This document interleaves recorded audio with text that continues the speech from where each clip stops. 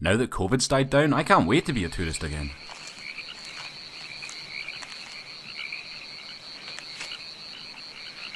Come on, you guys, quit fooling around with me.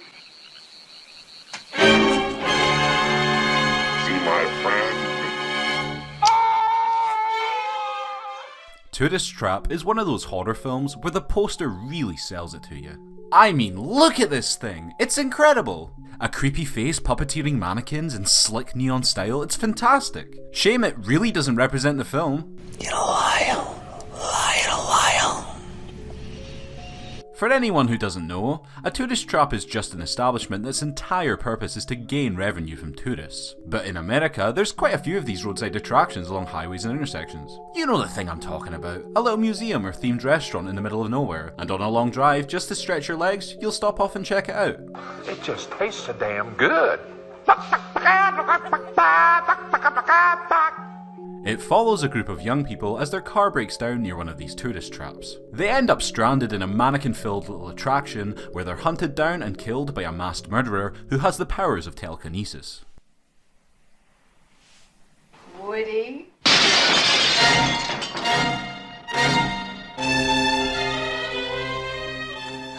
The best thing in the film is the killer. To describe the look, it's like a cross between Leatherface and this image of a Deadite from Evil Dead. It's a suitably creepy look, with him going through a variety of wigs, ensuring that we don't get too familiar with his basic costume. Though the voice is a little children's TV show, it works well here, and my personal favourite aspect of his character is seeing him insanely talking to all the various props scattered around his house. He's a childish yet disturbed asshole, and he's great fun to be around. A highlight of the film is when he kills a poor woman by slowly placing plaster on her face. And he just taunts her with every single dollop of goo he plops on her mug. I'm going to seal the last openings. You won't be able to breathe, but you won't suffocate. Your heart will burst from fright before you lose consciousness.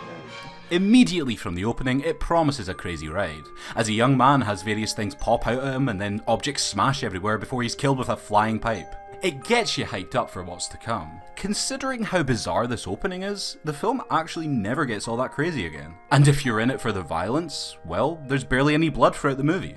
The telekinesis thing is utilised throughout the film, but becomes less of a factor as it goes on, almost like the killer can't fully control it.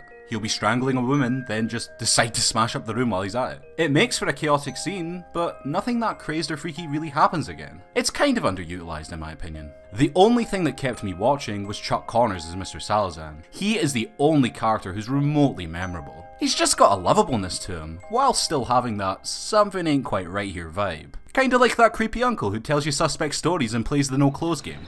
It looked like a doll's face. He was trying to look like me when I was a little boy. He always wanted to be like me. You see, I'm his big brother. He always wanted everything I ever had, including my face. You'll see things move a little and mannequins come to life, kind of, not really, but nothing as spectacular as the opening 2 kill scenes ever comes up again. And I'll be honest, it gets kind of boring in parts. For a film with such a weird premise, I was shocked at how lifeless it can feel. The points when the movie just focused on being this tense slasher are where it really shined. The set design does add a lot though. You see all of these mannequins everywhere, and their eyes slowly follow the characters without them knowing. Because the killer can move anything with his mind and the set is packed with objects, it does let this nervous tension fill the air since you know at any point something could go flying and jump at our heroes. Even though this never really happens.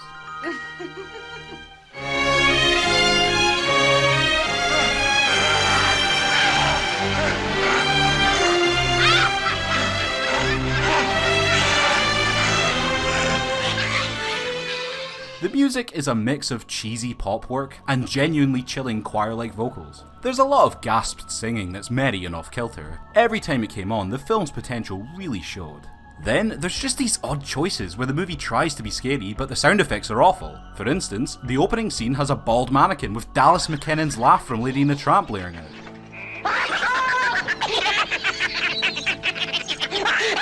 How the fuck are you meant to take that seriously? There's just a lot of stock effects work here. It's a shame, because there's moments I really like, and just as many that I really didn't get into.